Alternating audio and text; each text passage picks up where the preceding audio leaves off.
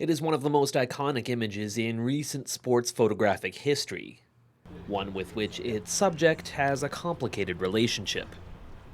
Tony Mandarich is a much different person than he was when he appeared on the cover of Sports Illustrated in 1989.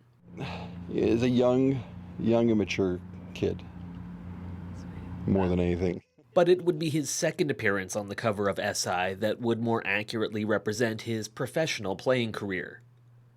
Once the most highly rated offensive lineman in college, his career with the Green Bay Packers was largely a bust. He recently visited Huskies camp to share with players what he calls the cautionary tale of his career, one undone by performance-enhancing drugs in a quest to reach the next level.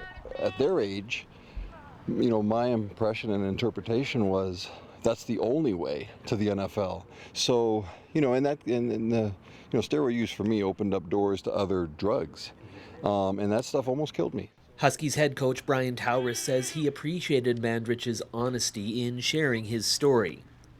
As a veteran coach, he understands what motivates a young man to take these kinds of risks. But he's glad Tony also emphasized it was the wrong decision. The drive to be as good as you can be is always going to be there, and the willingness to do almost anything to try to be there. But the education is great now. The testing is great, and it's there as a deterrent for sure to do it clean. And Mandarich was in fact able to resurrect his career with the Indianapolis Colts in 1996, clean and sober, winning Comeback Player of the Year before retiring 2 years later.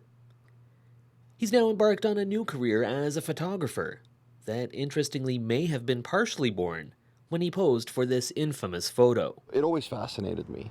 So, when I look at that cover, I remember asking that photographer, who was a big-time photographer shooting for, SI, how do you shape light? Mandarich was brought to Huskie camp by addictions counselor Jamie Miley, who says the core of his story isn't that different from others who are afflicted. Addiction is a very debilitating disease, and unfortunately it takes too many of our young people, it takes too many of our old people too, but athletes are as vulnerable as anybody else, in some instances more vulnerable. And Mandarich says he knows that vulnerability is still there. But by sharing his story, he hopes to help others, as well as himself, stay clean. If it affects one guy to do the right decision, it was worth it. It was worth it. And, if it affects nobody, it helped me. It helped me put things back into perspective on what was and what is, and really, if I choose to go the wrong way, what could be again. For Go on Shaw TV, I'm Simon Hyatt.